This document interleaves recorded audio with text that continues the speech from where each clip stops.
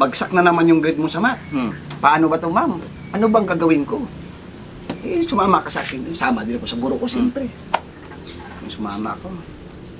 Inutusan ako. Alam mo ang ginawa? Nagbigsak ako ng kahoy ba? Sa kanila? Oo, tatlong bigkis. O, pagka umagahan, yung 62, naging 82. Oo. By 20%? Oo.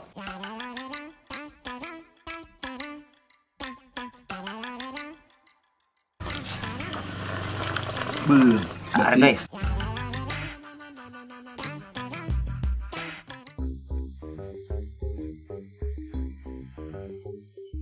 Nung nagpunta ako sa klase mga kapulutan, kasama ko si Miguel Andong, si Borbor, saka si Matit, nakita ko sa isang menu, sa isang turo-turo, ang chicharon bulaklak, pero tinola. Kaya ngayon, meron pa ako natirang ganito kadaming chicharon bulaklak doon sa ref. Tatry natin kung masarap nga ba. Hindi ako nakatikim nun, si Migo Andong yata at saka si Migo Borbor nakakain nun, kaya itatry ko ngayon. Ha? Inubos ni Migo Borbor. Inubos ni Migo Borbor. So, basic tinola to mga kapulutan, sibuyas, bawang, luya, asin, kawali, apoy, kalan. Mga kalahating oras ko to niluto mga kapulutan o nilaga. Nga pala kanina mga kapulutan, nilagyan ko to ng sili, ayan o, dinurog ko at saka pamintang buo. May isa pang sili dito na hindi nadurog. So, dudurogin natin yan para mas masarap yung kain natin mamaya. Ayan. So, ilalagay ko na yung papaya. Ako personally mga kapulutan, ayaw ko yung mga karne na talagang super lambot pagdating sa mga nilaga. Kasi ang feeling ko pag nagdudurog dun sa bunganga ko, parang nawawalan ako ng gana, yung durog na durog. Gusto ko yung may kinakagat-kagat ako eh. Tatakpan lang uli natin hanggang sa maluto na yung papaya. Ngumuyo.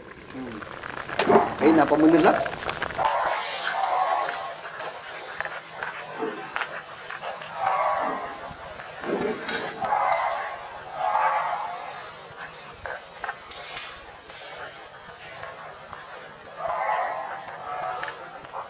Ba, mahigat ka sa bao. Wow. Mitten ba? Mitten oh, tito. Tet. Mitten oh. Mahigat ka sa bao. Muya ginatawag tet nga. Patay nanay, wakaw. Patay karbaw, jakaw. Bao. Uyang ka, mahigop sa baw. Dong, mahigat ka sa bao. Kahang-kahang.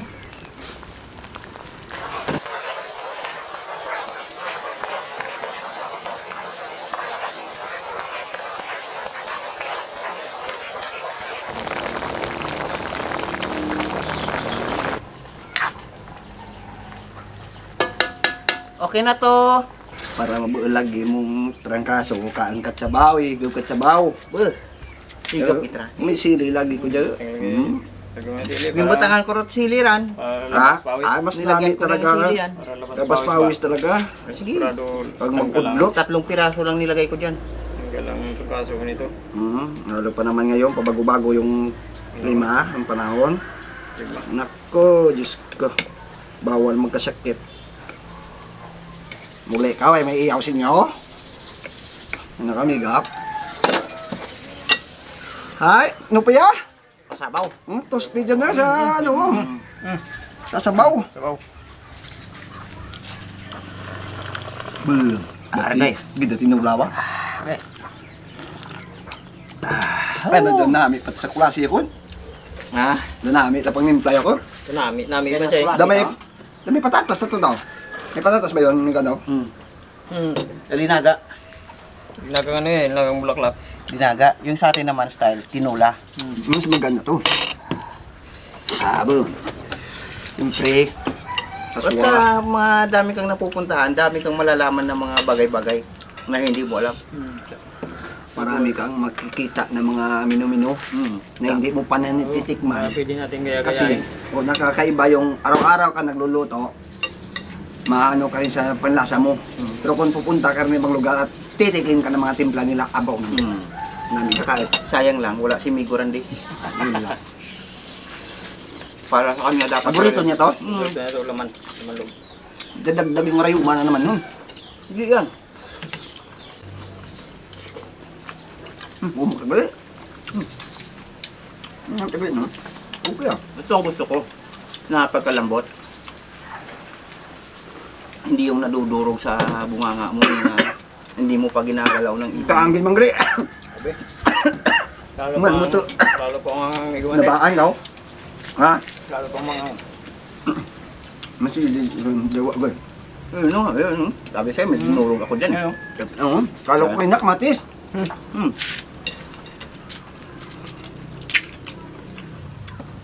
kamatis doon na bat. Si Inday Tere, naglalagay ng kamatis. Katinula. Kaya Gulay? ito manalo ka. Inday Tere. Ako rin. Lalagay ka rin Manamis-namis yung tinula pag may kamatis. Mhm. Manamis-namis. Ako di ako naglalagay ng kamatis sa tinula. Ang ako naman, kung sa puchero ako, master, pag naluto ko, uli na yung bawang ilagay. Hmm. Nilalagyan ko ng bawang uli na. Bakit? Mabango-bango yung bawang pag nagsabaw ka. Ganun ba yun? Hmm. Nung nakita yan kay Auntie, Pasit, doon sa Lilo. Hmm. Taka ko tuwing magluluto sila ng mga sabaw. Nilalagyan luya. Bakit kaya? Gamot. Depende sa niluluto. Manok.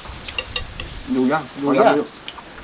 Sa Iloilo yung mga kasama ko dati may gumatit nung nasa Boracay pa ako.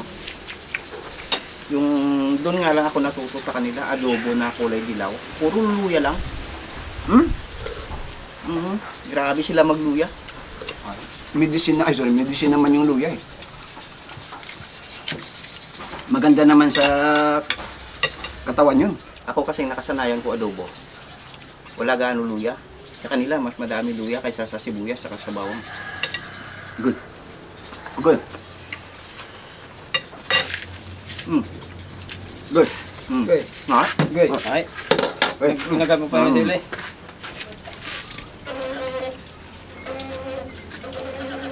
Pati ba? Agay! Yan. Ay.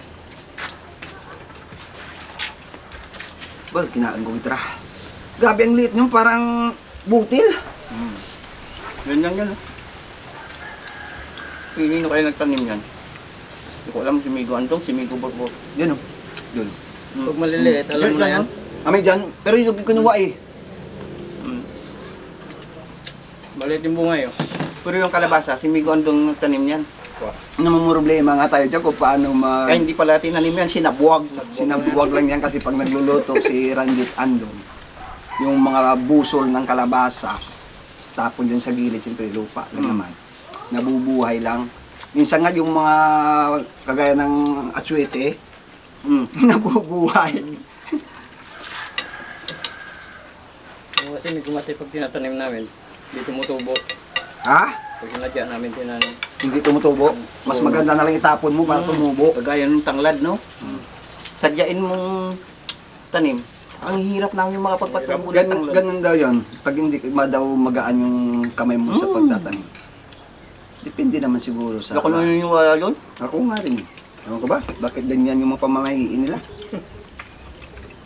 Kung ano doon, sa mga nagtatanim, ang talagang science yan ay yung taba ng lupa at paano alagaan. Kaya nga may mga kurso yan, may mga agriculture na kurso eh.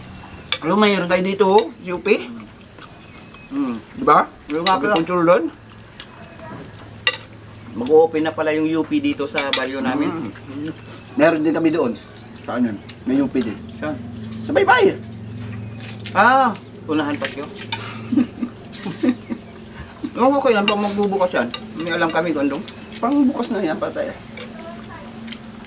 Matagal nang gawa yung building na yun. Gusto nga sana ni Miguando mag-enroll doon. Wala namang Pwede garanti. yan.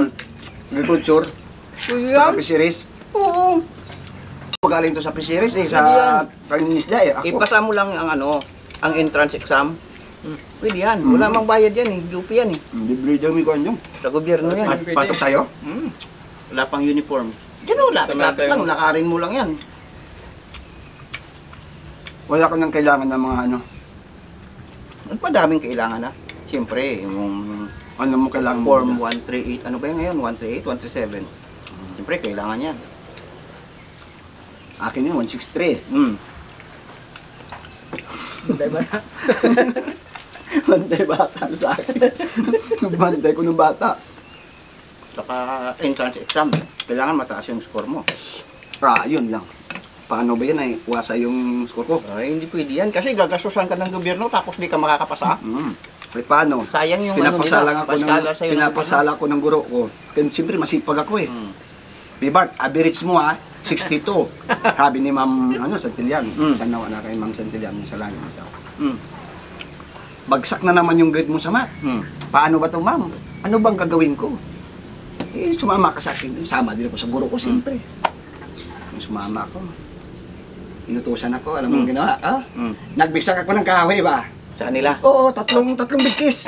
O, pagka umagahan, yung 62, naging 82. Oo, May kasi 20%. Oo, sa may Pilipino naman. Paano? Nauna pa yung ukay ko. Sa aga, pasok. Sa hapon, hindi. Ay, minsan ako pumasok sa hapon, Pilipino. Bagsak na naman. 61. 61 yung grade ko. Ang talino mo, Migo Matit. Bagsak ulit, 61. Siyempre, kukuha lang ng card eh. Paano ba yan, Bart? Mama, anong gagawin ko? Kuha ka ng tanim na crotons. Nagdala ko. Pagka umaga, 20 uli. O, 81. O, ganyan lang kadali magpataas ng grade. Pwede ka namang ipasa sa 75 eh. Ha? Ay, 61 yun eh. Eh, wala eh. Bagsak talaga eh. Walang pasok eh. Oo, ako, shoutout pala dyan sa school ko sa sa Kalibo. Simpleng-simple lang doon, Migo Matit. Saan sa may Huwag mo nang magitin yung awag na pangalan? pangalan ng school. Oo. Ano? Kami doon, pagka bagsak, bumbilya lang. Bilya? Ano yung bubilya? Alin po, bagsak ka. Oo. Sabihin sa'yo ng teacher mo, bagsak ka. Ay, ang kadalasan kasi doon, manghihingi ng manok. Yung teacher. Kaya kami naman, wala kaming mga manok na mga Bisaya ba? Kanang mga Bisaya ang manok. Wala, may. Ang ginawa, dala ka na lang bumbilya. Ilang piraso, sir? 3. Di 3 bumbilya. May ilaw ng kwarto. Pasado! Pasado. Ikaw may gondong. Wala. Wala akong may sir. Wala pa yan. Pasado palagi siguro. Pasado ka. Pasado. Matalino yan eh. Matalinis may gondong. Kita mo nakalabas na yung utak. Hindi yan. Pununan yan. Salamat Maraming salamat mga pulutan. Tuloy lang namin to.